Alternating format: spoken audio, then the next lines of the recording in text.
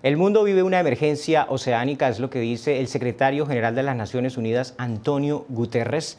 Y para hablar de este tema hemos invitado al expresidente de Colombia, Iván Duque Márquez. Presidente, muchas gracias por estar aquí en Foro de la Voz de América. Muchas gracias, Jaime. Un placer estar acá en La Voz de América. Usted como presidente, creo que Colombia fue uno de los primeros países que cumplió la meta del 30 por 30, que tiene que ver con los océanos. ¿En qué consiste y eso cómo avanza hoy en el mundo? Hay una campaña que es una campaña global que empezó ya hace varios años y que fue ratificada en la cumbre de biodiversidad que tuvo lugar en Montreal a finales del año 2022, donde para ejercer un mínimo de conservación en el planeta, los países deben declarar área protegida y proteger al menos el 30% de su territorio. Colombia decidió avanzar en esa dirección y durante nuestro gobierno logramos una cifra o un porcentaje que es verdaderamente asombroso. 34% de todo el territorio colombiano y casi el 38% del territorio marítimo, 8 años antes de la meta que es el año 2030. Eso que nos permitió a nosotros declarar, definir, trabajar con la ciencia y apropiar los recursos para hacer una efectiva protección de ese territorio. Dentro de esa área protegida marina se cuenta el corredor que existe entre Colombia, Ecuador, Costa Rica y Panamá. Esa es una gran pregunta porque, en efecto, en la cumbre de Glasgow, en la COP26, nosotros anunciamos con Panamá, con Ecuador y con Costa Rica el área protegida Amistad, que es, o Hermandad, que es el área protegida marítima más grande de todo el planeta. ¿Cómo se hizo eso?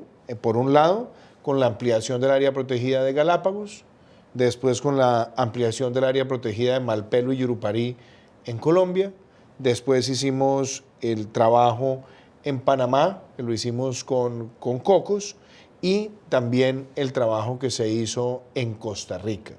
Entonces, unir todas estas áreas nos permitió a nosotros mostrarle al mundo que cuando hay voluntad política y compromiso se puede ampliar un territorio que no solamente es rico en especies, sino que además tiene en una muy buena proporción arrecifes coralinos, y los arrecifes coralinos son el hogar de cerca del 45% de las especies marinas que hay en el planeta. ¿Qué tan rápido se está moviendo el resto de países para proteger sus áreas marinas? Hay muchos países que están dando los pasos indicados, pero quizás me gustaría, Jaime, ilustrar algo. Esto no es solamente declarar. Declarar es una parte, proteger es la otra. Pero para que nos hagamos una idea, en el mundo, todos los años, se están destruyendo arrecifes coralinos a una velocidad que es verdaderamente alarmante. ¿Y qué pasa cuando se destruye un arrecife coralino? Se destruye una fuente de vida, la casa de muchas de las especies en el planeta. Todos los años, por cuenta de los efectos de la pesca de arrastre sobre los arrecifes coralinos, se está liberando una cantidad de dióxido de carbono que es solamente comparable con las emisiones de la industria aeronáutica año por año. Entonces, proteger significa garantizar la vida de las especies, pero también proteger la riqueza y la biodiversidad marina.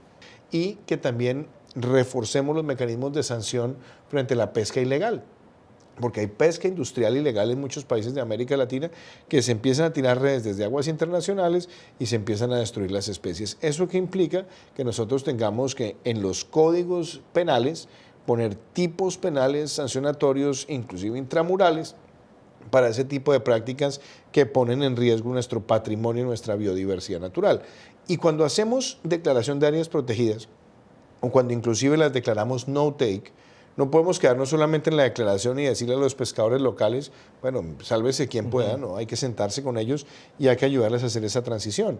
Y hoy, por ejemplo, estamos viendo que le puede dejar mucho más a una comunidad el turismo especializado, náutico, el turismo submarino, de lo que puede dejar inclusive la pesca.